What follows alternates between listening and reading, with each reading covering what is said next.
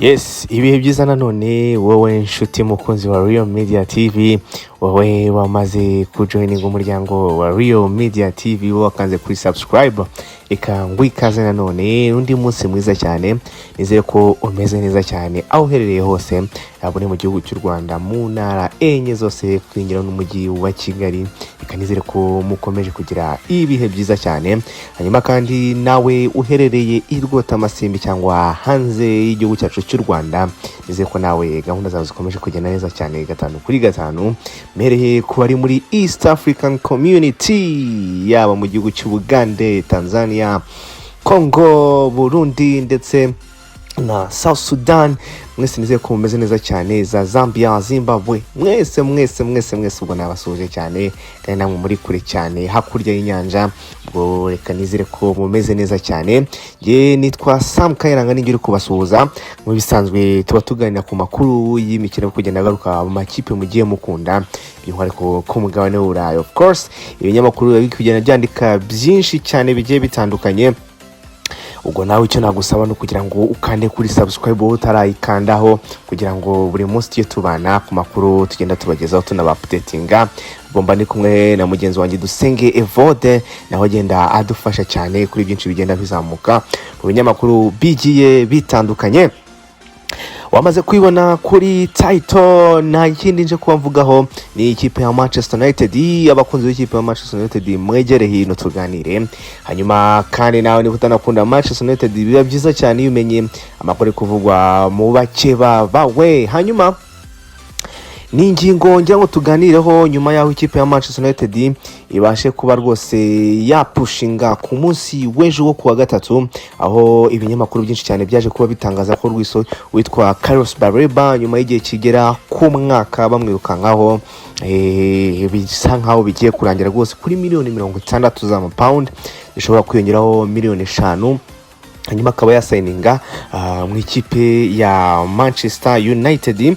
Ni ekipe yamwifuje muri summer transfer window y'umwaka ushize mu kwezi kwa 8, murabyibuka neza cyane, ubwo rwose byari byarangiye hagati y'umukinnyi ndetse na equipe, personal agreements zari zarangiye, ni nazo zanagendeweho ubu ngubu nta cyahindutse. Ariko ikipe ya Brighton Hove Albion yaje kuba rwose ibyivangamo irabitinza, ntabwo yiteguye kurekura witwa Baleba, cyane ko yabonaga ko ikimukeneye cyane kuri miliyoni 100 nizo yatindagaho isaba Manchester United ko yazishyura uyu mugabo rwose w'umunya Cameroon.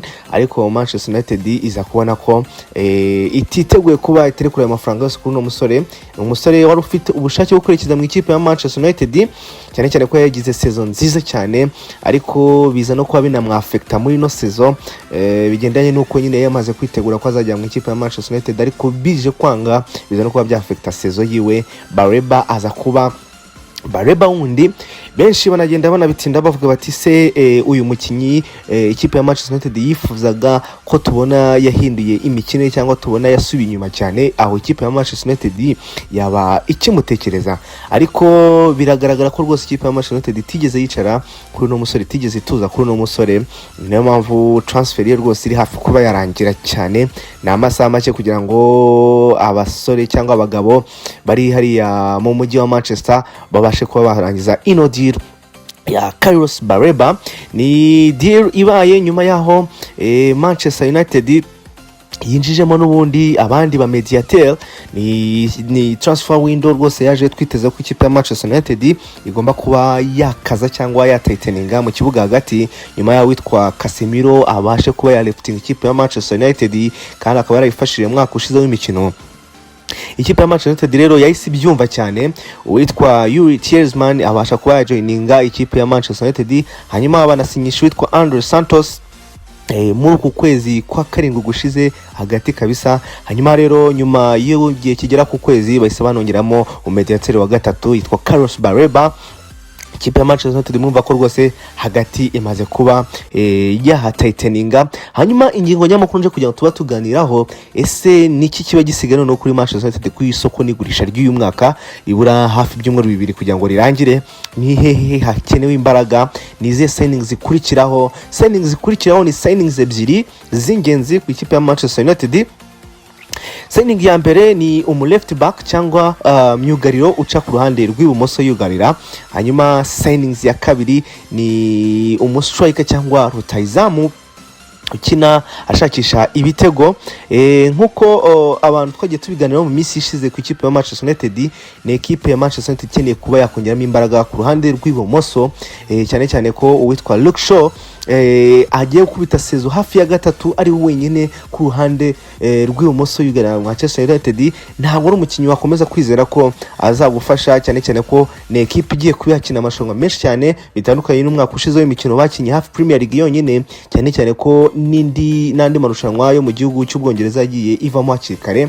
Babyibuka za FA Cup ndetse na za Carabao Cup ikipe ya Manchester United yagiye ivamo hakiri kare bitandukanye n'uyu mwaka. Rero nyuma y'uwitwa Michael Carrick joining ikipe ya Manchester United kuva mu kwezi kwa mbere akahitana ikayifayinga muri Champions League, byitezwe ko ikipe ya Manchester United imikino igiye kuzaba myinshi, niyo mpamvu ikeneye kuba yakongera abakinnyi cyangwa ikagira ikintu cyitwa depth in squad.